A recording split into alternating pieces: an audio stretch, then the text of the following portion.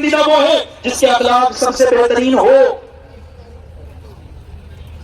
माशाअल्लाह, अखलाक मुस्तफा सल्लल्लाहु अलैहि वसल्लम पर मबनी वाकया भी आपने सुना।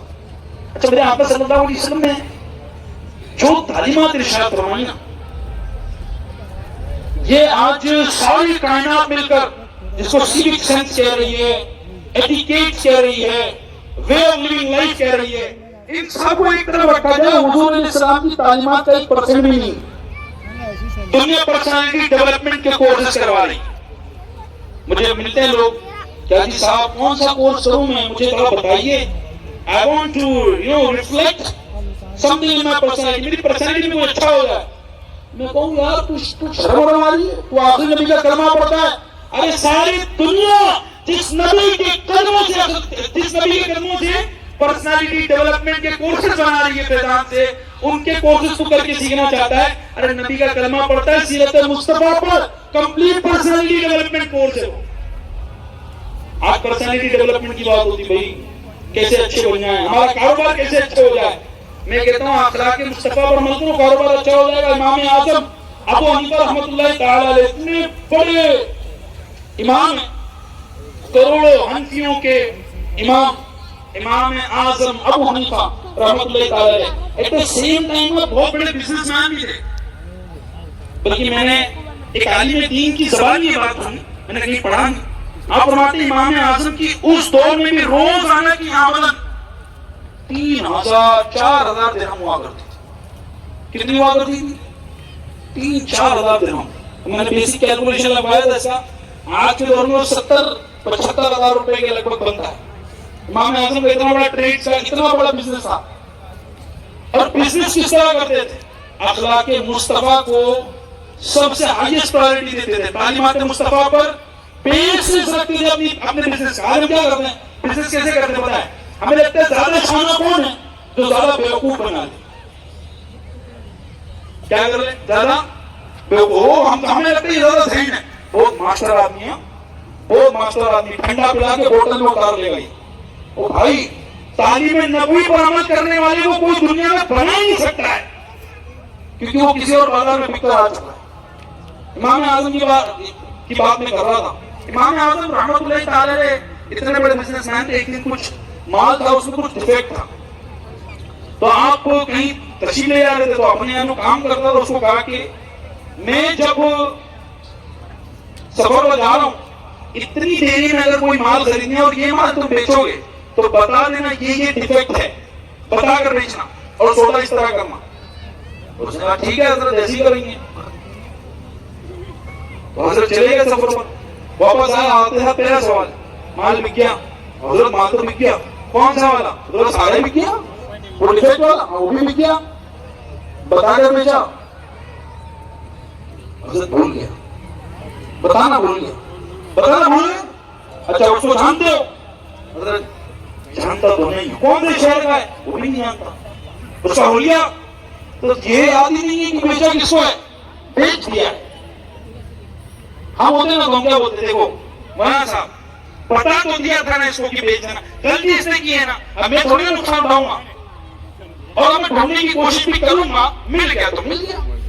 अच्छा अगर मुफ्ती साहब बोल भी रहे हो ना कि भैया शरई तौर पर ये कबात है, तो बोले मुफ्ती साहब कोई फतवा निकालो ना, कोई डन मारो ना, अगर आपके हाथ में बहुत पूछे तो मुफ्ती साहब को डन करने, मुफ्ती साहब को देखो ना, कोई फतवा निकालो। भैया इमाम आजम है, इमाम आजम रहमतुल्लाह तआला अलैह ने उस दिन की 3-4 हजार दिरहम की जो आमदन थी, ये सारा का सारा राय खुदा में खर्च कर दिया। और ऐसी तालीम मुस्तफा पर, ऐसे अखलाक मुस्तफा पर अमल करते। तो शाबान को आपका उर्स मुबारक लिए, इस निस्बत से भी मैंने ज़िम्मन आपका ये वाकया सोचा आप तक पहुंचाऊं। इमाम आजम के अखलाक को देखें कि किस तरह अखलाक मुस्तफा पर अमल करने की बरकत थी। एक दफा किसी गली से गुजर रहे थे, तो एक कच्ची जमीन पर पानी जमा हुआ था। आप रहमतुल्लाह तआला का पैर उस पानी पर पड़ा तो कुछ छींटे उड़े कीचड़ के साथ, और वो एक बगल की दीवार पर जाकर लग गए।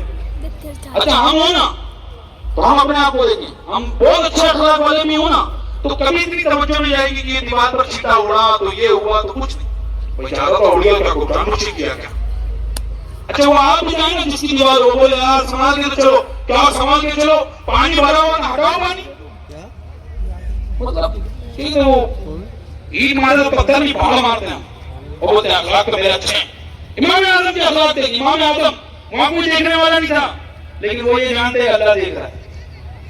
मैं हुजूर की बातें करूं, हुजूर की गीत गाऊं और तालीम पर अमल ना करूं, it's not only about raising the slogans in the field, it's all about practicing things being on field. आप हमेशा नारे लगाकर अपने आप को आशिक होने का सबूत ना दें, लेकिन आप अमल करके सबूत दें। इमाम आजम वहां से गुजरे थे, चीता उड़ा, कीचड़ उड़ गया। अब सुने, इमाम आजम नीचे झुके और कहा यार इस कीचड़ को साफ करो। तो सोचे तो कच्ची दीवार है, कीचड़ साफ करूंगा तो कच्ची दीवार से कुछ मिट्टी झड़ जाएगी, अब मिट्टी झड़ जाएगी तो फिर एक मसला। तो कहा आप क्या करूं? तो वहां के पड़ोस से किसी से पता किया कि ये किसका घर है, तो पता चले फला फला का घर है। इमाम आजम है।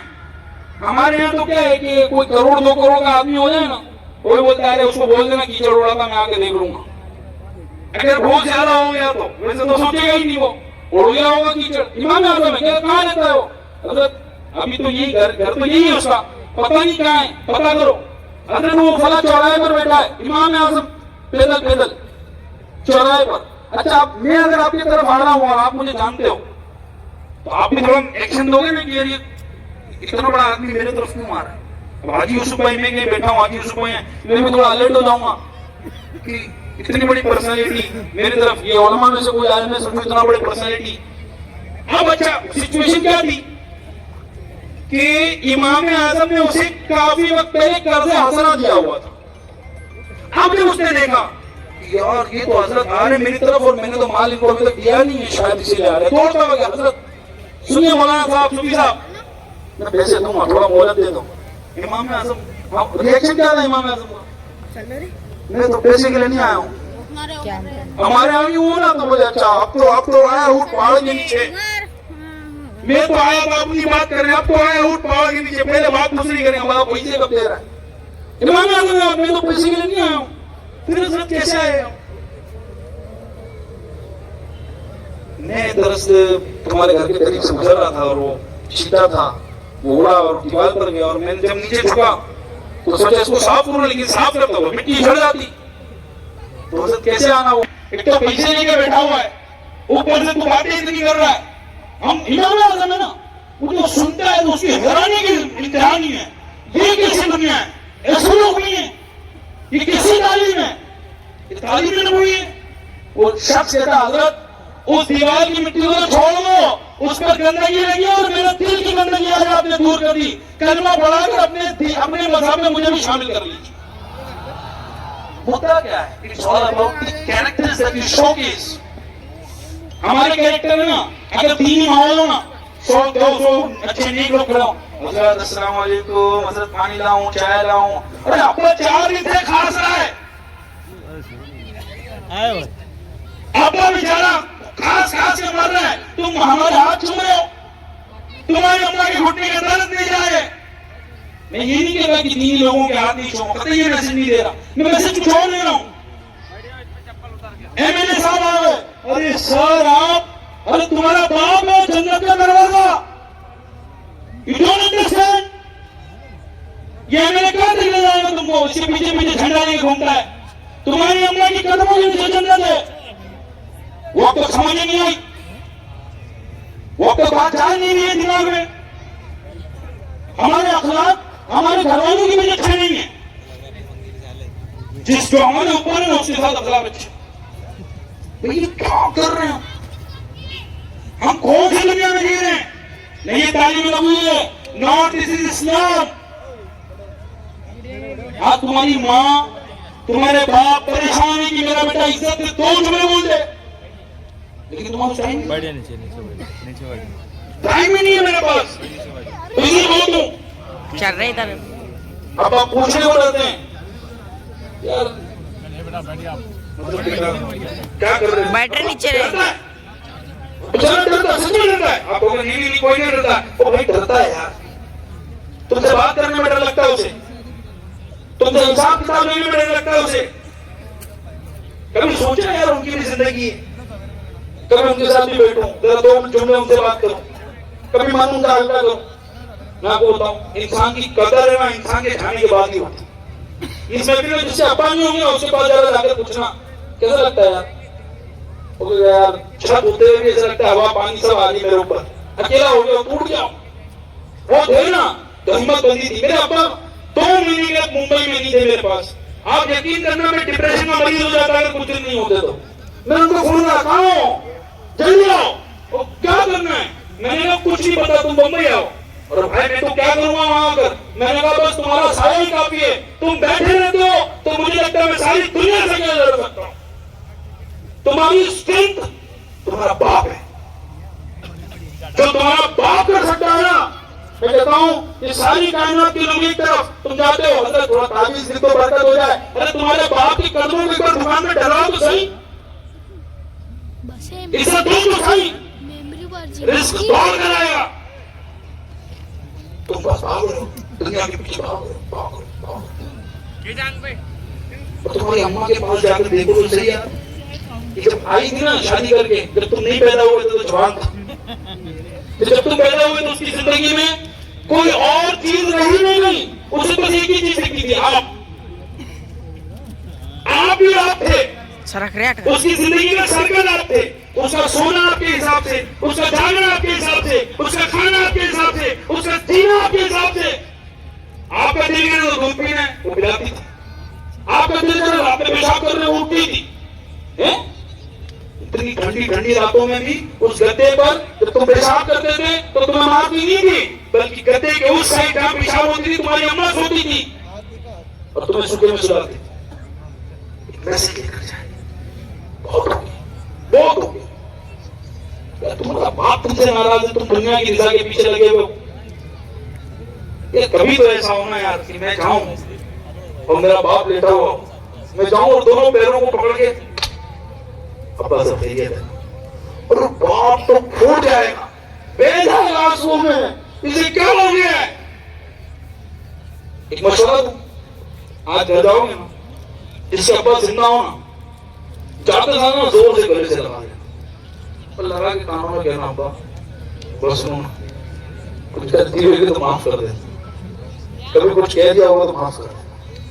वो कौन पूछेगा क्या हो गया, तू ऐसी बातें करता है, तू ऐसा क्यों बोलता है। नहीं अब्बा वो बस माफ करो। वो क्या हो गया, तुझे तो खैरियत है, सब ठीक है, कर्जा वर्जा हो गया क्या, वो पूछेगा। अम्मा हो ना अम्मा, तो आज अम्मा क्या करता पता है, एक तो चूना होगा, आज जाकर ना अम्मा की एड़ियों को ना अपने होठों पर रगड़ना एक बार। वो जो खरखरापन आ गया उसके हाथ और पैर में, उसके घुटने नहीं काम करते, तुम्हारे कपड़े धोने के हुए यार, जाकर ना उसके पैरों को तकना, कहना अम्मा तेरे कदमों के नीचे जन्नत है, दुनिया में मेरी जन्नत और आखिरत में मेरी जन्नत तेरे सत्य में हो जाएगी। जब टेंशन होती है, मैं आपको अपना फॉर्मूला बताता हूँ, जब बहुत दिल घबराता है, बेचैन हो जाता हूँ ना, मैं कहता हूँ अम्मा सुन कहाँ है, अम्मा कहती मैं घर में हूँ, रुक आ रहा हूँ। मैं कहता अम्मा बेड पर अम्मा को बिठाता हूँ, बेड अम्मा तेरी ओढ़नी ला, मैं तेरे ना बैगों पर लेटूंगा और तू ओढ़नी रखते, बस सब टेंशन खत्म, सब मसला खत्म हो जाएगा। तो मुझे पता है कि मेरे रब ने अगर इसे मेरी मां बनाया है तो इसके सदके में मैं तुम्हारी कबूल हो रही हूँ। प्यार कहते हैं किसे और ममता क्या चीज है, प्यार कहते हैं किसे और ममता क्या चीज है। कोई उन बच्चों से पूछे जिनकी मर जाती है माँ, दिल में छुरियां चलती है, दिल में छुरियां चलती है। मेरी अम्मा ना दिन में 2-3 बार मुझे फोन करती है, पूछती क्या पूछती पता है, अभी मैं यहाँ आया हूँ ना, मेरे अम्मा का फोन आया था, वो पूछती है कहाँ है, अम्मा मैं चले जाऊँ, पहुंचा, हाँ पहुंच जाऊँ, खाना क्या खाया, अच्छा तुमने खाया नहीं, मुझे लग रहा है कोई ऐसी बता रहा है, अम्मा खा लिया, क्या खाया बता, तो खाया ना तूने, तो खा लिया, चल ठीक है, फिर मेरा पेट भर गया। ये माँ कौन पूछ रहा है? रूह के रिश्तों